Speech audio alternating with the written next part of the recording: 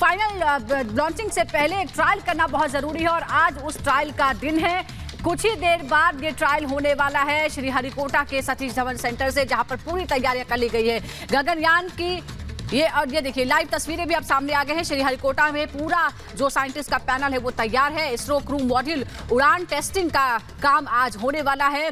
बताया जा रहा है कि मौसम खराब होने के चलते समय थोड़ा सा आगे बढ़ाया गया है, लेकिन फिलहाल जो समय है वो 8:30 का है, यानी कुछ ही मिनटों बाद। और उम्मीद करते हैं कि इसमें अब कोई विलंब नहीं होगा। ये सीधी तस्वीरें देखिए, बड़ी तादाद में लोग यहाँ पे जुटे हुए हैं इस कार्यक्रम को देखने के लिए, क्योंकि फिलहाल आज इसका ट्रायल हो रहा है। लेकिन एक के बाद एक बड़ी कामयाबी हासिल जिस तरह से इसरो ने की है, उससे पूरी उम्मीद है कि गगनयान को भी का जो ट्रायल है वो सफल होगा और उसके बाद जो मुख्य प्लान है 2024 का, उसे भी इसी तरह से लागू किया जाएगा।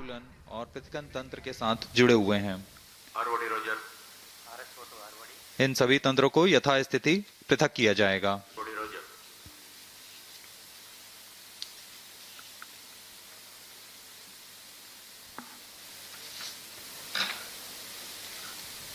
The TVD-1 मिशन तो देखिए यहाँ पर जो प्रक्रिया है इसकी वो शुरू भी हो गई है। दरअसल पहले चंद्रयान, सूर्ययान, इसके बाद अब गगनयान की बारी है। एक बार फिर से देश को गौरवान्वित करने का मौका, जब गगनयान को लेकर तैयारियां जो है वो लगभग पूरी हो चुकी हैं। देख रहे हैं किस तरीके से फाइनल स्टेज में यहाँ पर तैयारियां दिखाई दे रही। कुछ देर के बाद जो तस्वीरें होंगी वो भी सामने आएंगी जब यहाँ से लॉन्चिंग की जाएगी। दरअसल ये जो पूरा का पूरा अगर बात की जाए तो अभियान है अपने आप में काफी महत्वपूर्ण इसलिए हो जाता है क्योंकि मिशन के लिए 3 अंतरिक्ष यात्रियों को चुना गया है।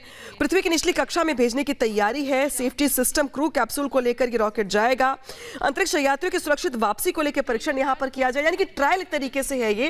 हालांकि इसके बाद जो होगा फाइनल स्टेज की लॉन्चिंग भी यहां पर की जाएगी, लेकिन सेकेंड फेज में देखिए किस तरीके से मानव रहित मिशन को भेजा जाएगा।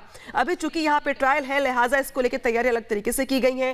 लेकिन ये जो जानकारी दी गई इसरो की ओर से, दरअसल वो ये है कि अब जिस तरीके से हमने सफलता हासिल की, पहले चंद्रयान को लेकर, सूर्ययान को लेकर, इसके बाद अब यहाँ पे गगनयान को लेकर के भी देखिए तैयारियां लगभग पूरी हो चुकी हैं। तस्वीरें सीधे इसरो से।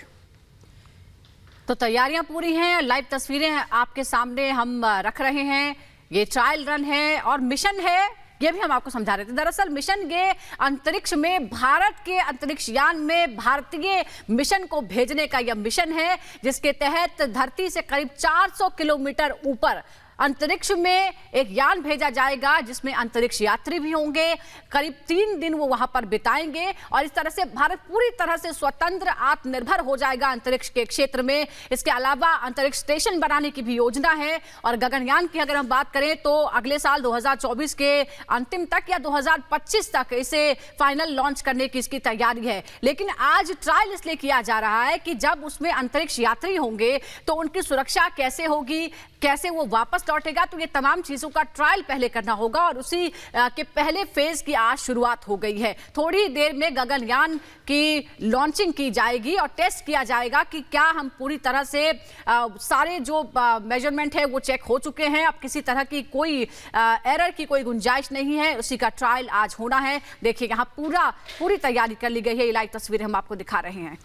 तो सेफ्टी सिस्टम क्रू कैप्सूल को लेकर के यहां पर जाया जाएगा ताकि सेफ्टी को लेकर यहां पर कोई भी परेशानी ना हो। और अंतरिक्ष के क्षेत्र में भारत की एक और बड़ी उपलब्धि भी इसे माना जाएगा, जब चंद्रयान के बाद, सूर्ययान के बाद अब गगनयान की बारी है। और इस बार तो चूंकि यहां पे अंतरिक्ष के कुछ साइंटिस्ट जा रहे हैं, अगली बार जब ये किया जाएगा तो शायद ही मानव रहित किया जाएगा, ताकि जो जिस तरीके से अगर बात करें तो परीक्षण की हम, तो इस बार सेफ्टी का पूरा ख्याल रखा जा रहा है। इसीलिए अंतरिक्ष यात्री जो है वो भी यहाँ पर जा रहे हैं। थोड़ी देर में यहाँ पे लॉन्चिंग की जाएगी। तस्वीरें इसरो से आ रही हैं। लेकिन एक बार फिर से भारत को गौरवान्वित करने का पल है, ये बड़ी उपलब्धि है ये, क्योंकि देखिए आपने किस तरीके से इसरो ने पिछले दिनों बैक टू बैक सफलता हासिल की है। पूरी दुनिया में इसकी चर्चा भी हुई। आपको याद होगा G20 का वो महाआयोजन भी, जहां पे चंद्रयान को लेकर, सूर्ययान को लेकर जो चर्चा की गई, सफलता को लेकर जिस तरीके से पीएम मोदी ने अपनी बात रखी। अब बारी है गगनयान की, लेकिन चूंकि ये ट्रायल है, लिहाजा इस बार इसको मानव के साथ भेजा जा रहा है ताकि इसकी सेफ्टी को लेकर कोई दिक्कत ना हो। अगली बार मानव रहित होगा। ये तस्वीरें वहां से सीधे आ रही हैं जहां श्रीहरिकोटा में बड़ी संख्या में लोग पहुंचे हुए इस पूरे प्रोसेस को देखने के लिए, परीक्षण को देखने के लिए। लोगों में भारी उत्साह है और जिस तरीके से इसरो ने सफलता हासिल की पिछले कुछ अभियानों में, उसके बाद से जो लोगों का उत्साह है वो चरम पर है। लिहाजा देखिए बड़ी संख्या में लोग वहां पे पहुंचे हुए, इस पूरे कैंपस में उनकी मौजूदगी है। तस्वीरें श्रीहरिकोटा से आ रही हैं जहां पे एक तरफ साइंटिस्ट जो है वो अंतिम दौर की तैयारियां कर रहे हैं। इसके बाद दूसरी ओर तस्वीरें वहां से भी आ रही है जहां पे श्रीहरिकोटा के बाहर भारी संख्या में लोगों की मौजूदगी भी है। तो ट्रायल की तैयारी इस वक्त आप तस्वीरों में देख रहे हैं। श्रीहरिकोटा से ये सीधी तस्वीरें। थोड़ी ही देर में गगनयान की लॉन्चिंग की जाएगी और भारत अंतरिक्ष के क्षेत्र में लगातार उपलब्धियां हासिल कर रहा है। मिशन में गड़बड़ी होने पर क्या कदम उठाए जाएंगे? एरर होता है। ये ट्रायल किस लिए हो रहा है ये आपको जानना जरूरी है। अंतरिक्ष यात्रियों को वापस लाने का टेस्ट होगा। जब अंतरिक्ष यात्री जाएंगे तो उन्हें वापस कैसे लाया जाएगा सुरक्षित। सिंगल स्टेज लिक्विड रॉकेट का इस्तेमाल इसमें हो रहा है, ये हम आपको बता रहे हैं। इसमें क्या क्या इस्तेमाल हो रहा है तो ये इसकी खासियत है। ट्रायल का कारण भी हम आपको बता रहे हैं। सिंगल स्टेज लिक्विड रॉकेट का इस्तेमाल होगा, ये भी हम आपको बता रहे हैं।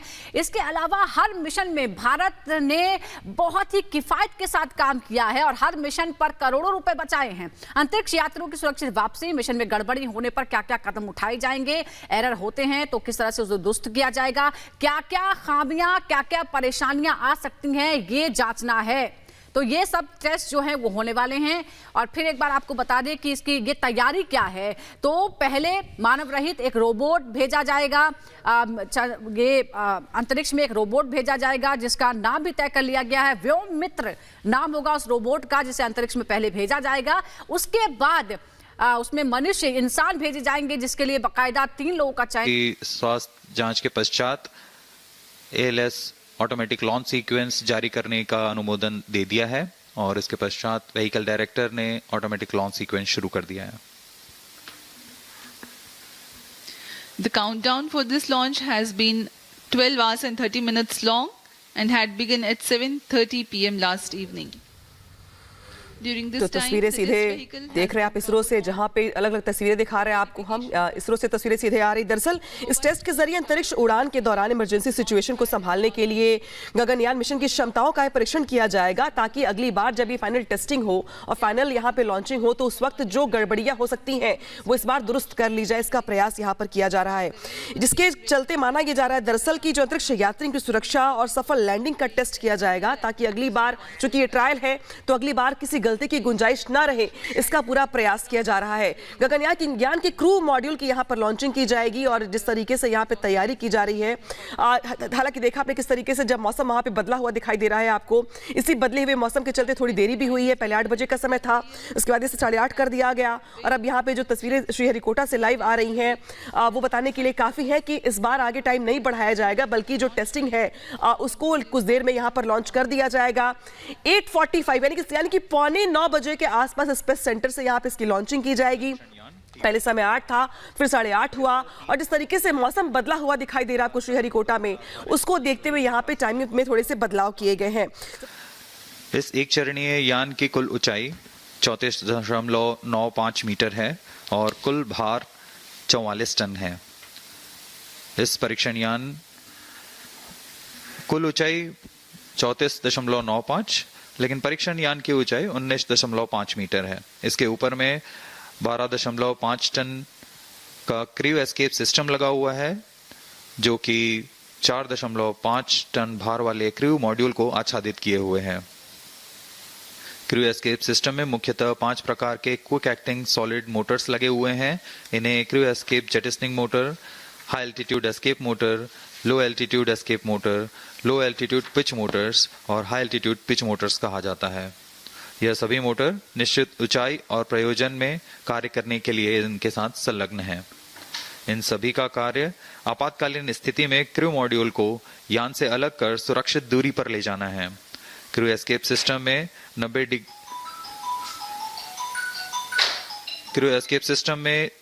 90 डिग्री के कोण में 4 ग्रिड फिन्स भी लगे हुए हैं, जो अवरोहण के दौरान क्रू मॉड्यूल को वायुगतिक स्थिति प्रदान करेंगे। T-12 minutes.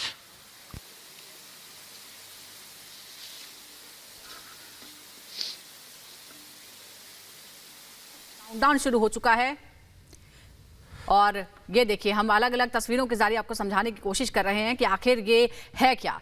तो फिर एक बार आपको बता दें कि ये परीक्षण हो रहा है। उद्देश्य ये है कि सुरक्षा की टेस्टिंग हो जाए, परीक्षण वाहन की उपप्रणालियों का उड़ान प्रदर्शन और मूल्यांकन हो कि वो कैसे काम करेगा, क्या वो पूरी तरह से चुस्त दुरुस्त है। सबसे अहम बात यह है कि जब इसमें यात्री हो तो उनकी पहले जब उड़ान भरे तो वो कैसे सुरक्षित आगे पहुंचे और जब वो वापस लौटे तो वो किस तरह से उनकी सुरक्षा को पुख्ता किया जाए। और जैसा कि इसरो ने बताया है कि कि flight testing vehicle orbit mission है ये। अबॉर्ट मिशन 1 में किसी अनहोनी की दशा में अंतरिक्ष यात्रियों को बचाने के लिए ये तैयार किया जा रहा है। और इससे पहले नासा और रूस की तरफ से जो मिशन भेजे गए हैं उसमें जो कई बार हादसे हुए हैं उनसे भी इसरो ने सबक लिया है। आपको 2003 की घटना याद होगी जिसमें भारतीय मूल की कल्पना चावला भी थी और सफल मिशन था वो, लेकिन लौटते वक्त उसमें हादसा हो गया था और जितने भी मिशन में शामिल साइंटिस्ट थे कल्पना चावला के साथ ही उन सब की इसमें मौत हो गई थी।